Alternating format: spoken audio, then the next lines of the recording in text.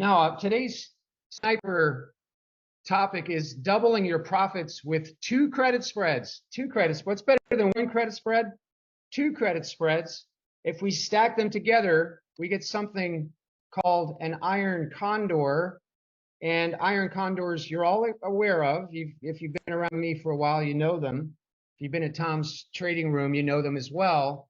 So Iron Condor is nothing more than a bullish credit spread and a bearish credit spread stacked on top of each other. Wider is better.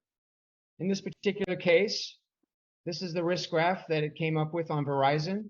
And you can see here the profit is right there in the middle. And then in the wings of the Condor is your risk. So the idea here is that as long as the stock stays in the backyard, color-coded green, the profit zone, then as time happens, tick, tick, tick, tick, you make money with the passage of time. Now, ideally, what you want to do with these, of course, is find stocks that are going sideways, that are channeling.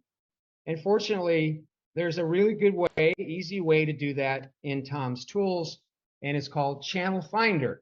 We're going to use this scanner here in just a minute. Channel Finder is going to find stocks that are going sideways. You can also vary the channel requirement width if you like, but that'll find sideways stocks. And then we take those stocks and we feed them into Condor Finder, and Condor Finder will build two credit spreads on a stock that's going nowhere and put us in a situation where there's more chance that the stock will stay inside of this profit zone. Okay, so that's we're going to do both those scanners here in a minute. Kind of like think of it as pouring in all the stock, a certain number of type of stock into Channel Finder, finding only the sideways ones. Those ones that meet that scan are fed to Condor Finder, and then from there you get your Iron Condors to select. So we're going to use Channel Finder, and one idea I had this morning was, why don't we use ETFs, exchange traded funds, which are not subject to earnings gap risk. Yeah, they don't have earnings.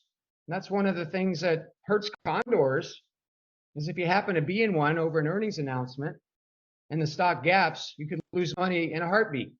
So we're not going to put ourselves at risk of that, and we can do that by selecting ETFs, REITs, and trusts right there. So you come into the Channel Finder, select Best Sideways Channel. You select your list here. You actually click right there and grab this default list right out of Tom's Tools, ETFs, REITs, trusts, optional, and then you hit search. And then that's going to give you a set of stocks. And then you want to save the top channeling stocks. I'll do this in a minute. There's quite a few right now, so it's going to be around 200.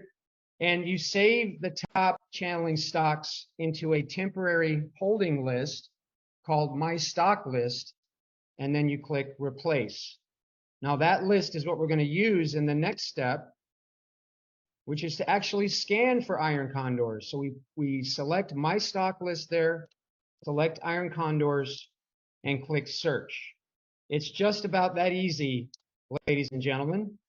Condor exit rules, once we're in, we want to treat them as two separate credit spreads. There's different ways to handle this, but I would say the easiest way is to put orders in to buy back each credit spread for 10% of the original credit, just like we do with single credit spreads. Manage them as single credit spreads, placing GTC orders on each individual credit spread to buy them back for 10% of what you sold them for, netting 90% of max profit for each individual spread.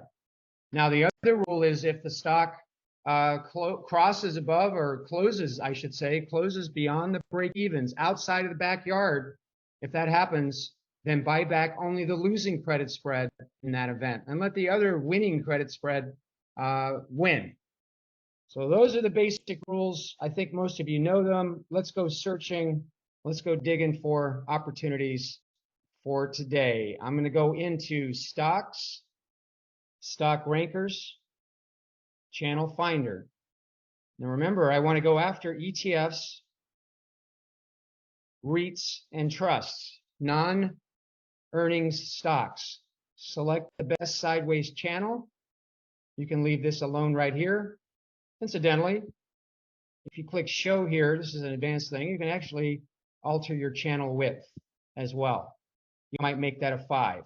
I'm going to leave it for now because I found one without changing anything that I want to share with you all today. I found a few actually. So let's hit search. All of these stocks are moving sideways.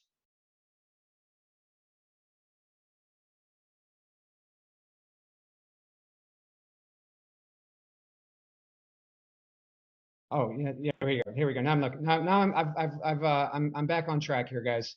All right. Now what it's going to give you is a list of stocks, and then the slope of the center line. As long as this column is a 0, then that's a parallel channel. And look here. There's a lot of them. There's a lot of stocks where this is a 0. So let's scroll down here and see how many we have.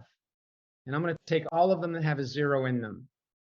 And that's pretty much looking like all of them. Here we go, right up to here. So the top 277 stocks all have a 0 channeling slope, at least over the time frame that's shown here. So this one I just pulled up. Although it looks like it's going up here, this is the channel that it's giving us that 0 slope on. So you got to do a little bit more analysis once you get these sideways stocks. So let's say the top 270 or so. I think it was 77 into my stock list. Click replace, and now we're dealing with sideways stocks. We have my stock list that we're going to use in step 2, which is to go to searchers, single strategy, Condor, select my stock list. This is the sideways stocks, remember, at the money Iron Condors, and then search.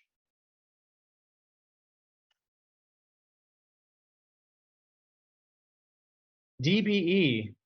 Now, some of these are going to have slippage issues. Like this one, probably there's no open interest. There's actually a way to avoid that. So this is, there's a filter within Tom's Tools where you can get rid of the super high slippage stocks like this one apparently. But this one is channeling pretty well, at least from here to here, channeling. Let's take a look at this particular Iron Condor. Before I do that though, it gives you the probability that the stock will remain within the break-evens over the number of days in question.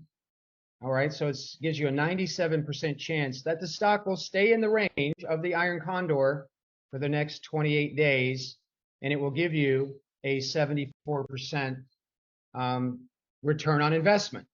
So this column here, max profit over max loss, is return on investment. So that's pretty remarkable. 74% with a 97, almost a 97% probability of making 74%. Let's take a look at the actual Iron Condor. Whoa, mama. Yes, please. Thank you, sir. May I have another? Look at the width of this Iron Condor. I love it. I would do it if slippage wasn't gargantuan. Look at that, 5 by 105, 5 by 165. That ain't happening. We can't do that one. I don't even know what percentage that is, but it's massive slippage. Forget it. XME is the next one on the list that's somewhat interesting as well. 95% chance of making 28%. The open interest is not too bad. Let's take a look at the actual slippage. Now this is end of day slippage. It might be actually better when we do live, but here 0 by 15, 5 by 20, 5 by 50. That slippage is massive as well. It could very well be because of oftentimes the slippage gets widened on the end of at the end of the market, and it could be that it might tighten up during the market. But imagine you're in a trade and the stock is approaching or moving past your break even, and it's the end of the day and slippage widens like this, then you're not going to want to be in that trade because you're going to get hammered on exiting. So even though this slippage may tighten during the day, you don't want to be dealing with this kind of slippage if you have to get out towards the end of the day. So we'll probably skip on that one. But anyway, if the slippage was good, this is a good one. Why? Well, the upper break even is right at these turning points. The lower break even is way back here, back in October, which is a really nice support level. So the best thing on these is if you can align the break evens at resistance above and support beneath, then you have a much better chance of profiting on your Iron Condor. So that one is pretty good. The slippage is too let me check that again here. Yeah, the slippage is too wide. Yeah, I wouldn't do it in case I'd have to get out of this. India has no open interest. Probably going to skip on that one. Here's one on ARC. This is Kathy Wood's. Look at this. 89% chance to make 10% in 7 days.